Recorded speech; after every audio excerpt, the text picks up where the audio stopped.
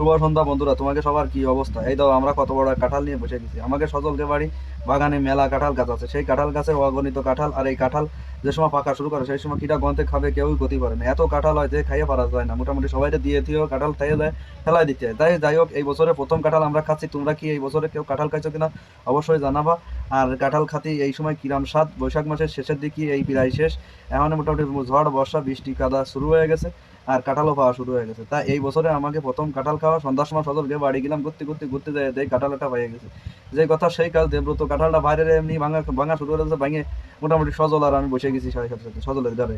তা আজকের এই কাঁঠাল যে সময় আমরা ভাঙে খাচ্ছি সেই সময় হালকা হালকা বৃষ্টি হচ্ছিল, তাই ঘরের দরজা দিয়ে মোটামুটি কাঁঠাল খাচ্ছি। সেরকম খাওয়া কাঁঠাল খাচ্ছে, কাঁঠালতে বাইসে বাইসে বিচিগুলো আলাদা রাখতেছে। এই কাঁঠালের বিচি দিয়েও কিন্তু তরকারি রাঁধতে খাওয়া যায়। যাই হোক, তো তোমরা দেখতে থাও আমরা কিভাবে এই কাঁঠাল খায় প্রতিযোগিতা করতেছি। মোটামুটি আমাকে প্রতিযোগিতা কিটা কত কাঁঠাল খাইয়ে পারে সেই কথা কয়ে আমরা মাঠে নেমে গেলাম। তা দেখছিলাম আমাকে সে দেবব্রত বিশাল কুফান কুপাতিল।